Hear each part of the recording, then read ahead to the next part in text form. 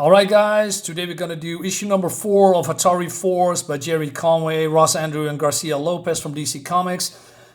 I'm a little bit behind when reviewing these monthly comics that I'm doing. Well, it's not really monthly. I have the whole thing in my possession, but I'm doing this monthly segment, because mostly you have to wait a month for the next issue.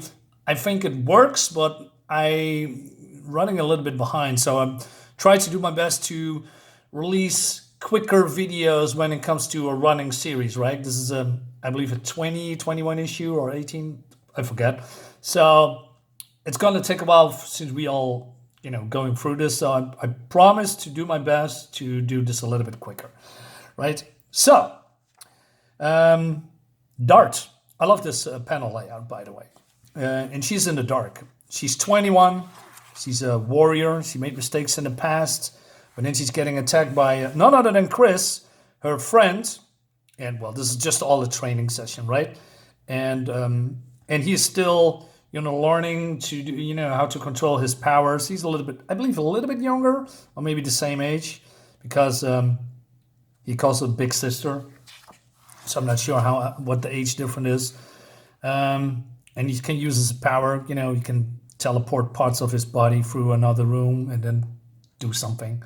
But it seems that he isn't being invited by Dart's parents, right? And he's seeing that Dart is meeting with his parents, and he's feeling a little bit lost, right? He has some traumas because his father is basically abandoned him because what happened in the multiverse. He was born in the multiverse, and Martin Champion here, and this is his wife Lydia, his mother. She died. And there is, I believe, 5 issues of the original ATARI FORCE Volume 1. I believe, if you can call it Volume 2, I'm not entirely sure. But they are very, very, very hard to find. And if you find it, probably not in the best condition. So I'm looking for that, but even on eBay, it's rare to get the complete set. And if you have it, or if you can get it, probably pay a lot of money for it. Anyway, moving on. Right, so he's feeling a little bit lost, right, because it's not really his family here. But then Dart's, cheering him up and says, "Hey, let's eat, right?" And then he says, "What a sky, huh? I've been halfway around this galaxy, but I never found anything to match this." Chris, Mom, Dad, what did I say? What is he looking at? Chris had some personal trouble lately, Aaron. He was seeing Senator Jameson's daughter, Melissa, until the senator forbade it. Because of Chris's face-filled abilities, Jameson called him a freak. And we all know how the senator feels about Martin. You mean Chris's father? Is he still up there in that research part alone? Yeah, and he is. That he is. Atari Institute gave Martin permanent use of that pod attached to the main station in recognition of the man he was before Lydia's death, and Martin's been up there for 20 years now, sending his probes into the multiverse, searching for heaven knows what. So that's exactly what he's doing, because he's looking for something. So he's sending probe after probe. And then we see this mysterious figure. I like this lettering, by the way, the sound effect. And a lot of details. It's none other than Morphea. I believe that's how you say it. She's the psychic of this Atari station. He says, "Hey, what are you doing here? Back to shrink my head, doctor? I told you, there's nothing wrong with me."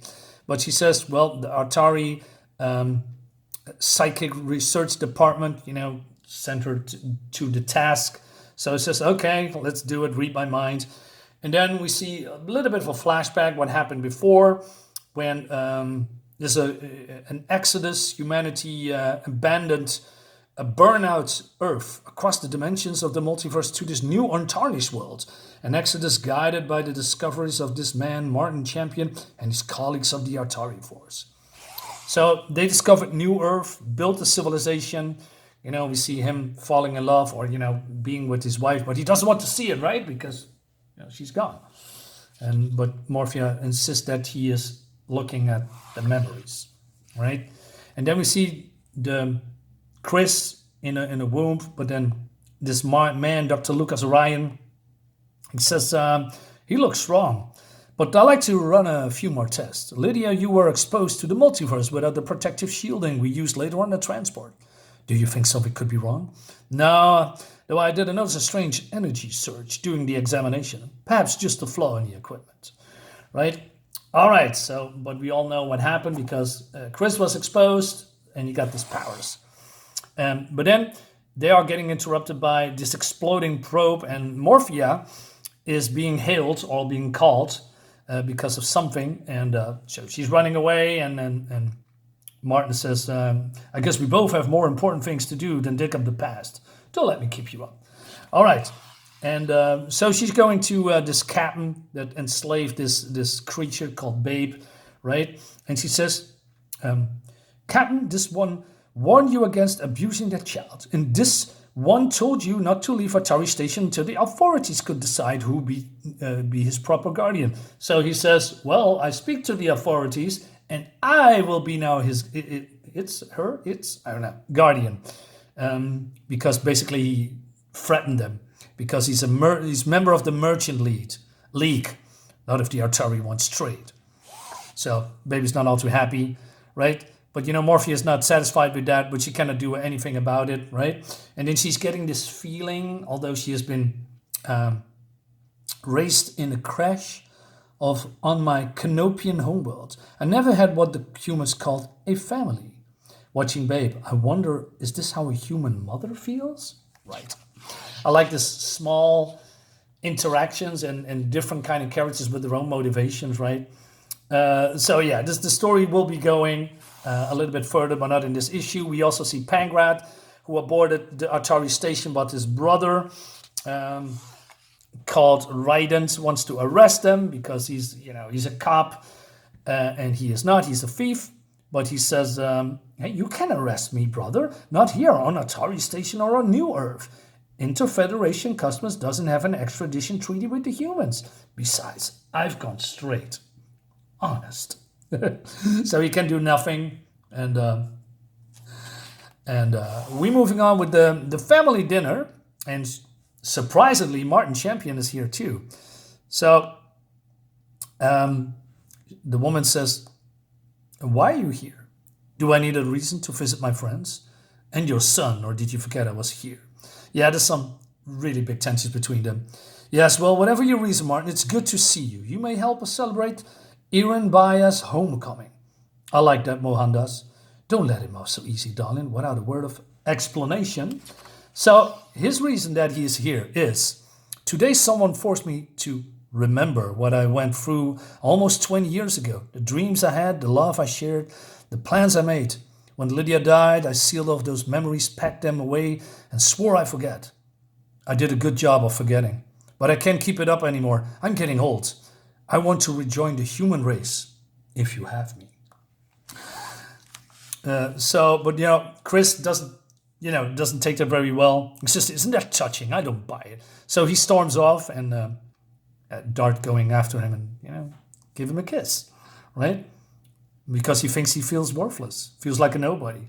Still feeling worthless, she says? You love Chris. You're somebody now. Come on. You might as well smile and tell the man goodbye. Big sister, huh?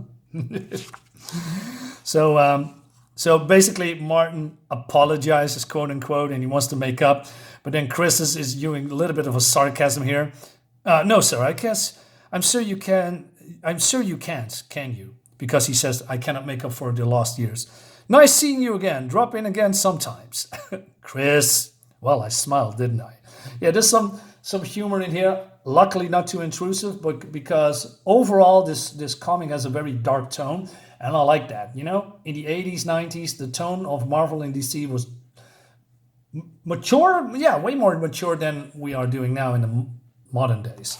And you all know how I feel about that, right? So Martin sends a probe because there is a reason he was there at the dinner. I couldn't tell Mohandas and Lee Bond the real reason I came to them, not with that boy of mine so ready to attack me. The truth is, I think I finally may have found something out there in the multiverse. Computer, replay the last telemetry transmission from probe DG-10. So he sees the ship here, and he wants to know if that's the ship he was looking for. So she sends another probe, right? So he's using this, the cameras to enhance it, and he noticed that this ship is bigger than 6 Atari stations altogether. So, and the ship catches the probe, but there's a danger to that. So he wants to, self-delete the probe, but it didn't work. So,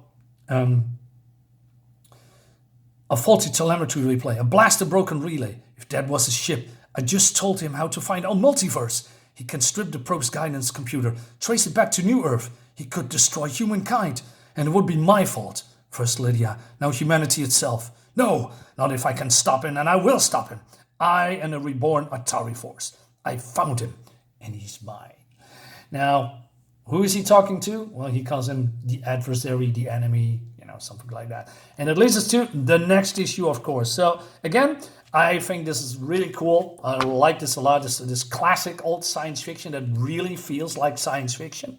And I try to do better to, going a little bit quicker through these issues. All right, guys, let me know in the comments what you think about it. And see you next time. Bye.